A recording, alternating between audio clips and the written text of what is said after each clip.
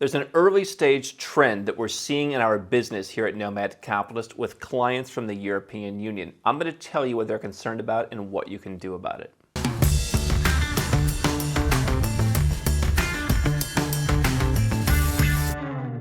Hi, I'm Andrew Henderson. This is Nomad Capitalist, where we help 7- and 8-figure entrepreneurs and investors legally go where you're treated best. And I think one of the important things when you're putting together your international plan, whether it's a plan B or a backup plan, is you have to understand what your values are, where you think the world is going. And one of the biggest issues that people are divided on is what's the future of the European Union?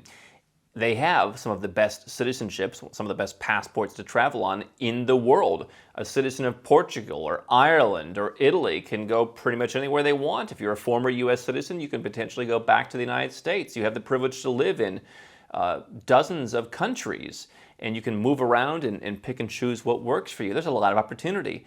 And yet other people say, hey, you know what? I'm concerned about the EU. We've talked about the potential in the future for people who want to live in Dubai or the Cayman Islands or Vanuatu or wherever as European citizens and not pay tax legally. Hey, maybe the EU doesn't like that. Other people have geopolitical concerns. They have concerns about just the country doesn't fit into what their worldview is.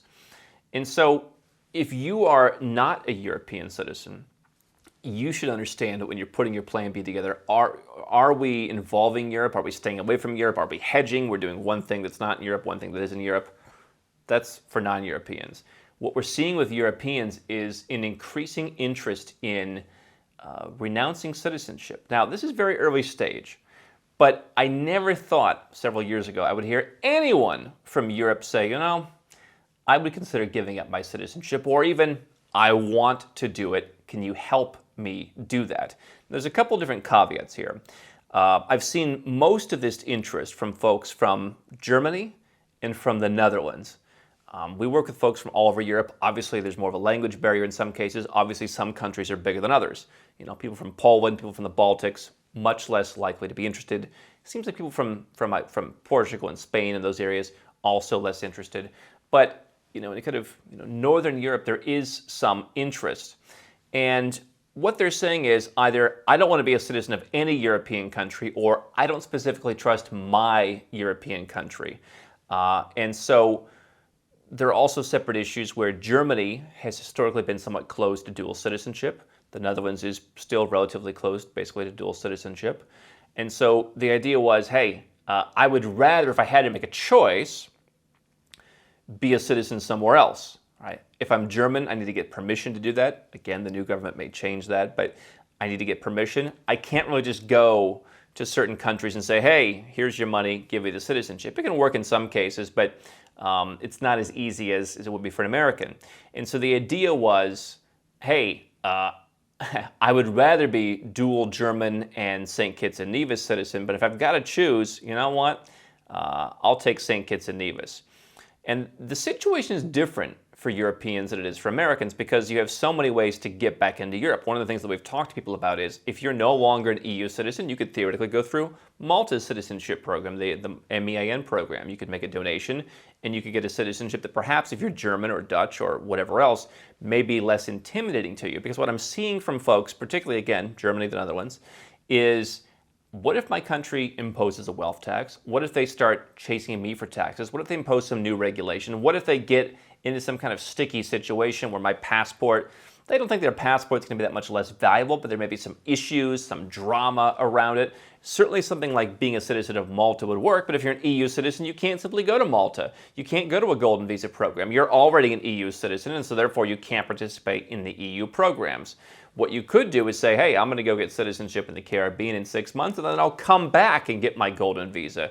I will get my Malta citizenship. I'll get my self-sufficient residence permit if I want to spend time in the EU. So there's a number of different ways to tackle it.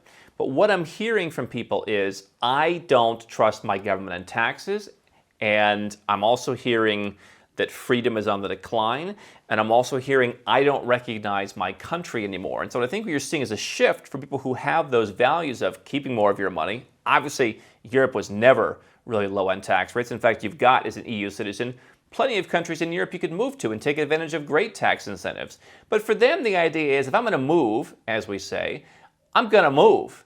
I don't want to move from Germany to Portugal. That's not far enough. If I'm going to move and pack up my stuff and get certain tax incentives in Portugal, I might as well just move to St. Kitts and Nevis or Malaysia or Nicaragua, Paraguay in one case we had. Why not just go and totally reduce my tax burden, open up new freedoms, have a new adventure, what have you. And so I don't recognize my country. I'm paying too much in tax. I think they're going to raise taxes. Maybe they're going to start raising taxes on people who don't even live in the country. Maybe there's going to be some kind of restrictions. If you're a U.S. citizen, forget taxes. There are restrictions in how you run your business. There are restrictions in how you invest. You could have no tax bill at all, or you could be happy to pay the taxes. People in Europe are seeing now for the first time that could happen. They're seeing what's happening in other developed countries like Australia and Canada, where the governments are getting more aggressive with them. Their passport is less valuable. They may not be able to leave. And so they're seeing all the kind of tactics that these Western countries are using to keep them in. And they're saying, what we may have poo-pooed 5 years ago when we heard you talking to the Americans about getting a second citizenship and potentially even jumping ship, for the first time ever, we think that could apply to us because our countries are also broke. Our countries are also empowered to be aggressive. One of the big things we heard about last year in Germany is the people who now got into power. Yes, they want to make it easier to have dual citizenship. They want to make it easier for more people to become German citizens, but they also want to come and raise your taxes. They also want to take away some of your tax incentives if you're in things like cryptocurrency. And so all of this kind of negative sentiment, again, not a big thing, but we're hearing from more folks who say, if I had to make a choice, I wouldn't mind going over here. Now, plenty of European citizens can have 2 passports, and so we've seen more of them say, you know what, I'm wealthy enough, let's just get the Caribbean one now, let's be done with it. We've seen a few people who have said, hey, let me set up residences in other parts of the world, again, outside of the EU, even if it's Eastern Europe, let me set up my residence, let me have that option. And so I think more people are going to look at this. For the longest time, all my European friends said, why do I need a passport? Why do I need to move? Why do I need to do any of the stuff that you're talking about? Now they're seeing just how much their governments are against them, and they're asking these questions. They're at least getting a second passport. Some of the folks who are German or Dutch who have more difficulties with dual citizenship are at least getting permanent residences, that they know there's a certain track to getting citizenship in 3, 5, 7 years. So at least they're on track, and if dual citizenship laws open up in the meantime, maybe they can jump on that track. But you're also seeing, as I said, hey, let me just get out of here.